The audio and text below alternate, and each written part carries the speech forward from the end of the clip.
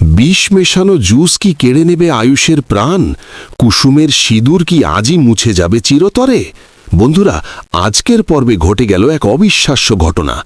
দেবী মা কুসুমকে ঘাড় ধাক্কা দিয়ে বাড়ি থেকে বের করে দিল, আর ওদিকে মেঘা তৈরি করেছে এক ভয়ঙ্কর মারণ ফাঁদ।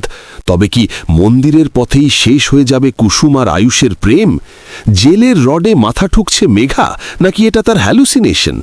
জানতে হলে ভিডিওটি শেষ পর্যন্ত দেখতেই হবে। বন্ধুরা, গল্পে আজ যেন প্রলয় ঘটে গেল। দীপালি যখন সবার সামনে বলে উঠল যে কুসুম নিজেকে এই বাড়ির বড় বউ ভাবে, তখন দেবী মায়ের পায়ের তলা থেকে মাটি সরে যায়। 25 বছরের বিশ্বাস এক নিমিষে ভেঙে চুরমার।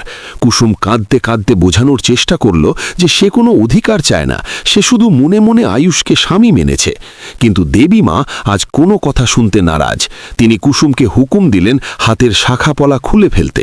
কিন্তু কুসুম, সে তো সতী সাবিত্রী। সে স্পষ্ট জানিয়ে দিল প্রাণ থাকতে সে এস্ত্রী চিহ্ন খুলবে না। আয়ুষ আজ কুসুমকে চিনতে ভুল করল। সে কুসুমকে ধান্দাবাজ বলে অপমান করল। কিন্তু বন্ধুরা, আসল খেলা তো খেলছে মেঘা। সে যখন রানুর হাতে বিষের পুরিয়াটা তুলে দিল, তখন তার চোখে মুখে ছিল খুনের নেশা। মেঘা আজ প্রতিজ্ঞা করেছে কালনার মন্দিরে যাওয়ার পথেই সে আয়ুষ আর কুসুমকে শেষ করবে। সবচেয়ে আজব ব্যাপার হলো, মেঘা হঠাৎই দিবাস্বপ্ন দেখতে শুরু করে যে সে জেলের কয়েদি, তার সামনে পচা রুটি। এটা কি তার ভবিষ্যৎবাণী, নাকি তার পাপের ফল সে এখনই দেখতে পাচ্ছে?